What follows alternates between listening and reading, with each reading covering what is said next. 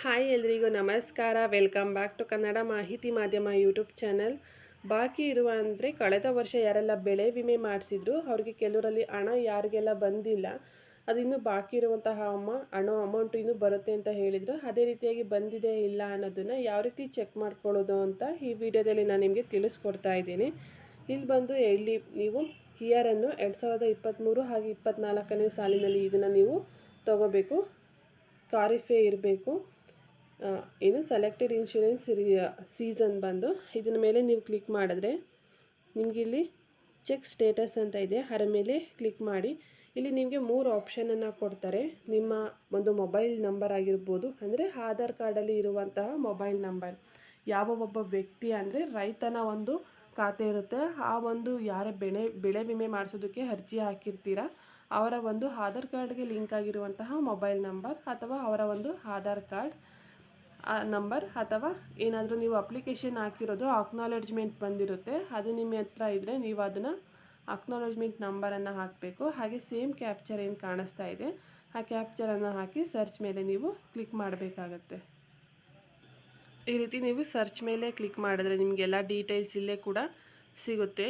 ಇಲ್ಲಿ ಬಂದು ನಿಮ್ಮ proposal number, mobile number, last 3 digit, Aadhaar card, proposal name ಅಂದರೆ ಯಾರ ಒಂದು ಹೆಸರಲ್ಲಿ ರೈತನ ಹೆಸರಲ್ಲಿ ಇರುತ್ತಲ್ಲ ಅದು, ಹಾಗೆ ಸ್ಟೇಟಸ್ ಇಲ್ಲಿ ಬಂದು ವಿಮಾ ಕಂಪನಿಯಿಂದ ಅರ್ಜಿ ಸ್ವೀಕೃತಿಯಾಗಿದೆ, ಅಂದರೆ ಕಂಪ್ನಿ ಕಡೆಯವರು ನಿಮ್ಮ ಒಂದು ಅಪ್ಲಿಕೇಶನನ್ನು ಅಕ್ಸೆಪ್ಟ್ ಮಾಡಿದ್ದಾರೆ ಅಂತ ಈ ರೀತಿ ಇರಬೇಕು.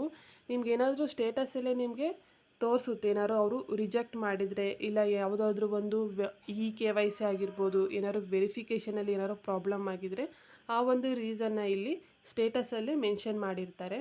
ಹಾಗೆ ಬ್ಯಾಂಕ್ ಡೀಟೇಲ್ಸು ಎಲ್ಲ ಏನೇನಿದೆ ಅದೆಲ್ಲ ಇಲ್ಲೇ ತೋರಿಸ್ತಾರೆ. ನೀವು ಸೆಲೆಕ್ಟಲ್ಲಿ ಹೋಗಿ ನೀವು ಈ ರೀತಿಯಾಗಿ ಕ್ಲಿಕ್ ಮಾಡಿದ್ರೆ ನಿಮ್ಮ ಅಲ್ಲೇ ಡೀಟೇಲ್ಸ್ ಕೂಡ ತೋರಿಸುತ್ತೆ. ಅಲ್ಲಿ ನೀವು ನಿಮ್ಮ ಒಂದು ಅಕ್ನಾಲೆಡ್ಜ್ಮೆಂಟು ಯಾವಾಗ ಅಕ್ಸೆಪ್ಟ್ ಆಯಿತು, ಯಾವ ಟೈಮು, ಯಾವ ಡೇಟು, ಹಾಗೆ ಅಪ್ರೂವ್ಡ್ ಆಗಿರೋದು ಬ್ಯಾಂಕು, ಹಾಗೆ ಪೇಮೆಂಟ್ ಆಗಿರೋದು, ಈ ರೀತಿಯಾಗಿ ಎಲ್ಲ ಡೀಟೇಲ್ಸು ನಿಮಗೆ ತೋರಿಸುತ್ತೆ. ಅದೇ ರೀತಿ ನಿಮ್ಮ ಒಂದು ಪರ್ಸ್ನಲ್ ಡೀಟೇಲ್ಸ್ ಎಲ್ಲ ಕೂಡ ನೀವು ನೋಡ್ಕೋಬೋದು ಇಲ್ಲೇನ. ಅದೇ ರೀತಿಯಾಗಿ ಅಪ್ಲಿಕೇಶನ್ ನಂಬರು, ಸರ್ವೆ ನಂಬರು, ಹಾಗೆ ಕ್ರಾಪ್ ಕೋಡ್ ಅಂತ ಇರುತ್ತಲ್ಲ, ನೀವು ಯಾವ ಒಂದು ಬೆಳೆನ ಅಪ್ಲಿಕೇಶನ್ ಹಾಕಿರ್ತೀರ ಅದರ ಒಂದು ಕ್ರಾಪಿನ ಕೋಡ್ ಇರುತ್ತೆ. ಹಾಗೆ ಪೇಮೆಂಟ್ ಟೈಪು ನಿಮಗೆ ಯಾವ ರೀತಿ ಟ್ರಾನ್ಸ್ಫರ್ ಆಗುತ್ತೆ, ಅಕೌಂಟ್ ನಂಬರ್, ಲಾಸ್ಟ್ 4 ಡಿಜಿಟ್, ಹಾಗೆ ಪೇಮೆಂಟ್ ಸ್ಟೇಟಸ್ ಇಲ್ಲೇನಿದೆ ಪೇಮೆಂಟ್ ಸಕ್ಸಸ್ಫುಲ್ ಅಂತ ಇರಬೇಕು.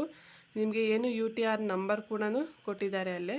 ಹಾಗೆ ಅಮೌಂಟ್ ಎಷ್ಟು ಬಂತು, ಯಾವ ಒಂದು ಡೇಟಲ್ಲಿ ಬಂತು ಅನ್ನೋದನ್ನು ಈ ರೀತಿ 19/9 ತಿಂಗಳು 2024 ಈ ಒಂದು ಡೇಟಲ್ಲಿ ಬಂದಿದೆ ಅಂತ ಹೇಳಿದ್ರೆ, ಈಗ ಈ ಮಂತಲ್ಲಿ 19ನೇ ತಾರೀಕು ಸೆಪ್ಟೆಂಬರ್ ತಿಂಗಳು 19ನೇ ತಾರೀಕು 2024ನೇ ತಾರೀಕಲ್ಲಿ ಅಮೌಂಟು ಬಂದಿದೆ. ಈ ರೀತಿಯಾಗಿ ಬಾಕಿ ಇರುವಂತಹ ಇನ್ಶೂರೆನ್ಸಿನ ಹಣನ ಬಿಡುಗಡೆ ಮಾಡ್ತಾ ಇದ್ದಾರೆ. ಯಾರಿಗೆಲ್ಲ ಅಮೌಂಟ್ ಇನ್ನೂ ಬಂದಿಲ್ಲ, ನೀವೆಷ್ಟು ಒಂದು ಬೆಳೆಗೆ ನೀವು ಕ್ರಾಪ್ ಇನ್ಶೂರೆನ್ಸನ್ನು ಮಾಡಿಸಿದ್ರಿ ಅದು ಕಂಪ್ಲೀಟಾಗಿ ಬಂದಿದೆ ಇಲ್ಲ ಅನ್ನೋದನ್ನು ನೀವು ಈ ರೀತಿಯಾಗಿ ಚೆಕ್ ಮಾಡ್ಕೋಬೋದು. ಈ ರೀತಿಯಾಗಿ ಚೆಕ್ ಮಾಡ್ಕೊಳ್ಳೋದ್ರಿಂದ ನಿಮಗೆ ನಿಮ್ಮ ಒಂದು ಅಮೌಂಟು ಪೂರ್ತಿಯಾಗಿ, ನೀವು ಎಷ್ಟು ಇನ್ಶೂರೆನ್ಸ್ ಅಮೌಂಟ್ ಮಾಡಿರೋದು ಪೂರ್ತಿಯಾಗಿ ಬಂದಿದೆ, ಕಂತಿನ ಮುಖಾಂತರ ಎಲ್ಲ ಬಂದಿದೆ, ಅದನ್ನು ನೀವು ಇಲ್ಲಿ ತಿಳ್ಕೊಬೋದಾಗಿದೆ. ಈಗ ಇದರಲ್ಲಿ ನೀವು ಬ್ಯಾಂಕಲ್ಲಿ ಹೋದ್ರೂ ಕೂಡ ನಿಮಗೆ ಬರುತ್ತೆ, ಆದರೆ ಅದರಲ್ಲಿ ನಿಮಗೆ ಸ್ಟೇಟಸ್ ಏನಿದೆ ಅಂತ ಗೊತ್ತಾಗೋದಿಲ್ಲ. ನಮ್ಮ ಒಂದು ಅಪ್ಲಿಕೇಶನ್ ಏನಾದ್ರೂ ಬಾಕಿ ಉಳಿಸ್ಕೊಂಡ್ರೆ, ಏನಾದರೂ KYC ಆಗಿರ್ಬೋದು, ಈ ರೀತಿಯಾಗಿ ಕೆಲವೊಂದು ಆಧಾರ್ ಸೀಡಿಂಗ್ ಆಗ್ದೇ ಕೆಲವೊಂದು ಪೆಂಡಿಂಗಲ್ಲಿದ್ದರೆ ಇಲ್ಲಿ ನಿಮಗೆ ಸ್ಟೇಟಸಲ್ಲೇ ತೋರಿಸುತ್ತೆ. ಅದು ನೀವು ಮತ್ತೆ ಹೋಗಿ ಅದನ್ನು ನೀವು ಎಡಿಟ್ ಮಾಡಿಸಿ ಅಪ್ಲಿಕೇಶನನ್ನು ಸಬ್ಮಿಟ್ ಮಾಡಿಸ್ಬೋದು. ಮತ್ತು KYCಗೆಲ್ಲ ಮಾಡಿಸೋದಕ್ಕೆ ನಿಮಗೆ ಅವಕಾಶವೂ ಮಾಡಿಕೊಟ್ಟಿದೆ ಕಂಪ್ನಿಗಳ ಕಡೆಯಿಂದನ. ಈ ರೀತಿಯಾಗಿ ನಿಮ್ಮ ಒಂದು ಅಮೌಂಟು ಬಂದಿದೆ ಇಲ್ಲ ಅನ್ನೋದನ್ನು ಈ ರೀತಿಯಾಗಿ ಚೆಕ್ ಮಾಡ್ಕೋಬೋದು. ಈ ಮಾಹಿತಿ ನಿಮಗೆ ಇಷ್ಟ ಆದರೆ ಈ ವಿಡಿಯೋ ಲೈಕ್ ಮಾಡಿ, ಶೇರ್ ಮಾಡಿ, ಕಮೆಂಟ್ ಮಾಡಿ, ಹಾಗೆ ನನ್ನ ಯೂಟ್ಯೂಬ್ ಚಾನಲ್ ಸಬ್ಸ್ಕ್ರೈಬ್ ಮಾಡಿ. Thank you for watching my YouTube channel.